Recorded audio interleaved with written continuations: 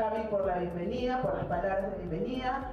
Para nosotros realmente es un gusto estar aquí con ustedes, compartir un poco de conocimiento, porque nosotros no venimos a enseñarnos, sino a compartir y a conversar sobre los conocimientos con especialistas en el negocio de la panificación. Ustedes son empresarios, panaderos, que ya tienen muchos años de experiencia, y la idea del día de hoy es que podamos compartir experiencia y compartir de repente algunas recetas que les puedan dar alternativas para sus negocios.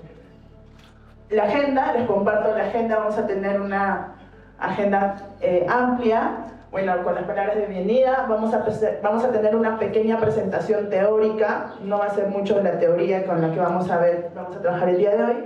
Después vamos a hacer la demo en vivo desde el taller para poder hacer los pancitos que ya tienen las recetas en su blog. Un break, demo en vivo nuevamente, resolución de consultas. Ojo, si tienen alguna duda, no esperemos la resolución de consultas, levanten la mano con la confianza que ustedes lo merecen para poder hacer algunos comentarios o consultas sobre los temas que vayamos tratando minuto a minuto. Después vamos a tener una encuesta, sorteo también, y agradecimiento y despedida. Es máximo entre 12:30 a 1 vamos a estar terminando la sesión.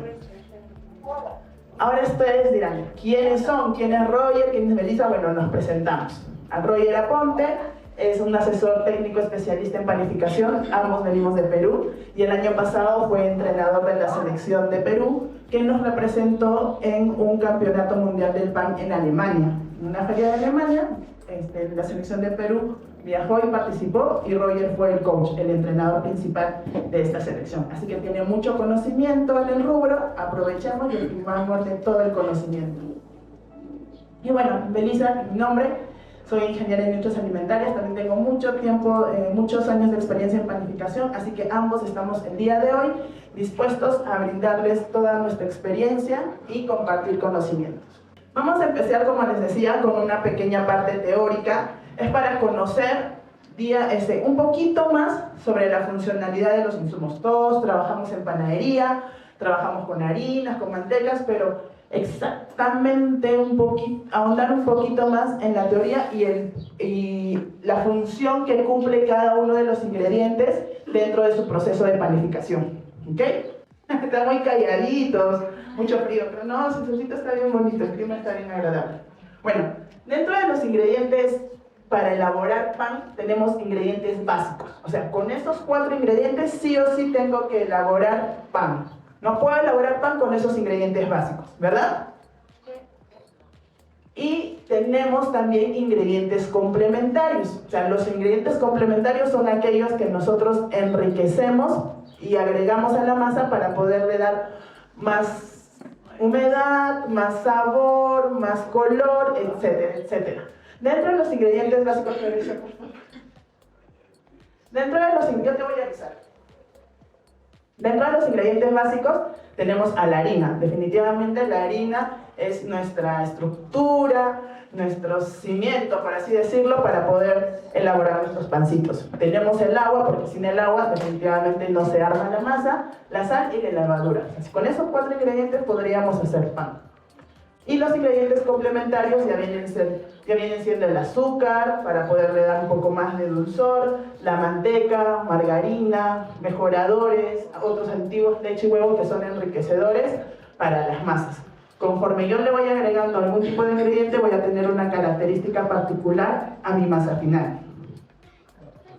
Vamos a hablar de la harina, que es el ingrediente básico, como les decía, es la que le da la estructura a nuestra masa. La harina es el resultado del proceso de la molienda del trigo. O sea, solo podemos elaborar la harina para pan de trigo específicamente. ¿Saben por qué tiene que ser de trigo?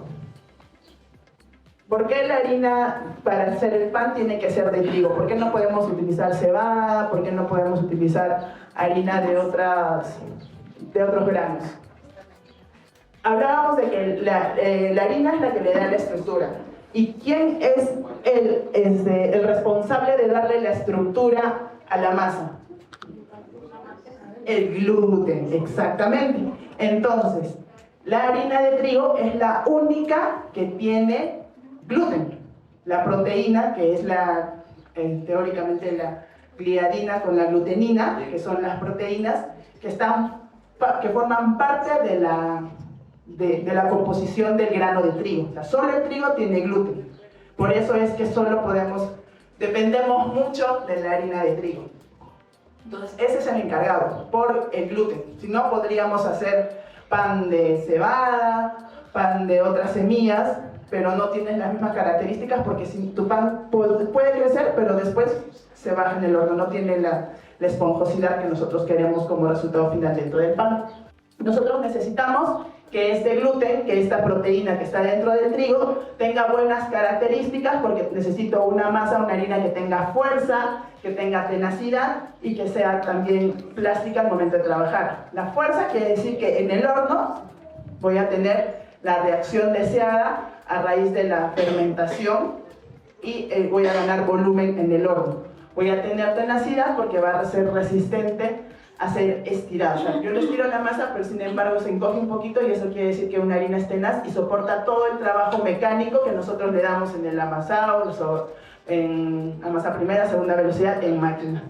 Y la plasticidad porque te va a ayudar a formar, o sea, no es una masa que te va a ayudar a hacer las formas diferentes de los panes, a estirar y todo ello. Entonces sí tiene que cumplir todas estas características una buena harina.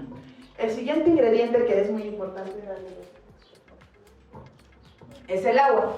El agua es importante porque es quien va a hidratar, es el encargado de generar esa mezcla, es el encargado de que se disuelvan bien los ingredientes, activa la levadura, activa las enzimas propias que tiene la harina, también ayuda a la formación del gluten y va a darle un buen acondicionamiento al almidón.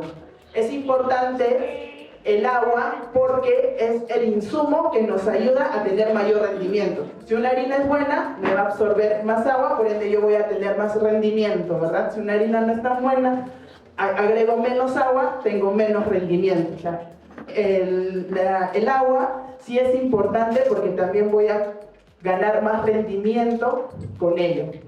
La sal también es muy importante, tiene una función esencial dentro del proceso de panificación porque es como un mejorador natural. Acá en la zona no utilizamos mucho estos mejoradores, enzimas adicionales, sino con la sal es la que se va a encargar de regular la fermentación. Si ustedes, me imagino que dentro de todos estos años de experiencia, en algún momento se olvidaron de agregarle sal a la masa. ¿A alguien le ha pasado? Sí. ¿Y qué pasó cuando no le agregaron sal a la masa? Se bajó todo, se soltó, no agarraba forma, se fermentaba y era como que una masa, no agarraba, ¿verdad? No crece, exactamente. ¿Por qué? Porque la sal es como un mejorador natural. Es el que se encarga de regular el tiempo de fermentación y este mejorador natural quiere decir que va a reforzar la proteína del trigo que es el gluten, exactamente. Y también tiene propiedades definitivamente de sabor, aroma y otros, pero lo más importante dentro del proceso es que le va a ayudar a ser un mejorador natural. La levadura. Ahora sí me van a decir, esto sí es imposible que se hayan olvidado de agregarle levadura, ¿o sí? Sí, también. Ha pasado. O quizás no agregarle levadura, pero agregarle poquito, ¿no? O a veces le agregamos mucho, ¿no? A veces decimos, ya mi pan, ya quiero ir a descansar, ya, muchas 3 horas, no, mejor ya le agrego 2 paquetes de levadura para que fermente rápido. ¿Qué ha pasado cuando fermenta rápido? Muy ácido, ¿verdad? Porque la levadura necesita tiempo, necesita temperatura, necesita las condiciones necesarias para actuar bien. Si la acelero mucho, se va a tornar y te va a hacer una masa muy ácida. Si le agrego poquito, va a estar como que dormidita y como que perezosa para no poder producir el gas necesario que necesitamos. Y si no agrego levadura a una masa, definitivamente me va a salir como una galleta, un galletón, o sea, si no va a tener nada de esponjosidad ni estructura. Entonces la levadura es súper importante porque va a producir el CO2, el gas y el oxígeno que se encarga de la fermentación y de que nuestro pancito, de lo que es un bollito chiquitito, como una pelotita de ping pong más o menos, duplique o triplique su volumen. Entonces la levadura es el responsable. Y sí o sí necesitamos trabajar con levadura dentro del proceso. Es importante conocer las dosificaciones, no agregarle muy poco, no agregarle demasiado, tener un tiempo de fermentación importante, porque durante esa fermentación se desarrollan los aromas del pan. El aroma, el sabor del pan es más, se desarrolla durante esta fermentación y por ello es muy importante. El azúcar también es este ya es un ingrediente complementario, pero sí es importante porque sirve como alimento en la levadura. La levadura necesita azúcares para poder comer los azúcares y poder reproducirse y crecer y hacer la fermentación. Normalmente la levadura utiliza los azúcares dentro de la harina, porque la harina tiene una estructura súper grande, aparte de lo que hemos hablado de la proteína, pero también tiene bastantes azúcares naturales, tiene mucho almidón, entonces la levadura se come los azúcares naturales, y cuando le agregamos azúcar refinada a nuestras masas, te acelera un poco la fermentación, te ayuda a que la levadura actúe un poquito más rápido. Por eso casi siempre todas nuestras masas trabajamos con el azúcar. Entonces te va a dar, su función principal es que es el alimento para la levadura, que da color al pan. Mientras más azúcar tiene la masa, más oscurito, más marroncito va a ser la corteza del pan. Es suave, te ayuda a ablandar la miga, es un agente edulcorante, quiere decir que le da ese dulzor necesario y también le incrementa el tiempo de vida del pan. Mientras más azúcar tenga un pan, más dulce y suave va a ser, ¿verdad? Porque hay panes que tienen bajita cantidad de azúcar, por ejemplo un baguette, un ciabatta, ¿no? Es bajito porque esos son panes salados y solo les ayuda básicamente para darle la estructura a la fermentación. Mientras que panes especiales, panes embolsados tienen mayor cantidad de azúcar en su formulación. Las grasas también son muy importantes, especialmente manteca gordita, ¿por qué? Porque su función principal dentro de la masa es que se encarga de lubricar, o sea, te va a dar una masa que es plástica, que es fácil de amasar, de formar, de hacer las formas de los pancitos, y también te ayuda a mejorar el volumen, la corteza es más suave. Mientras más manteca tiene un pan, más suave, y una corteza y una miga más esponjosita va a tener.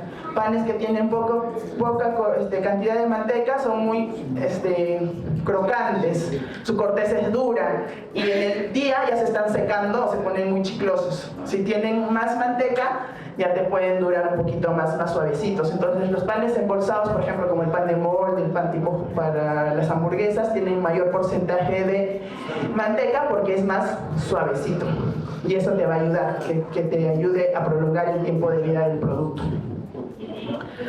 Y ahí viene mi Charlie. Nosotros hoy día estamos reunidos gracias a la marca Gordito. Ustedes ya la conocen, es una marca líder en panificación. Los atributos más valorados son la plasticidad, el rendimiento, el sabor neutro, que es importante para muchos panes, que la manteca no le absorbe. Algunos panes no es necesario que la manteca no tenga sabor. Para otras masitas sí es importante el sabor de la grasa que se utiliza.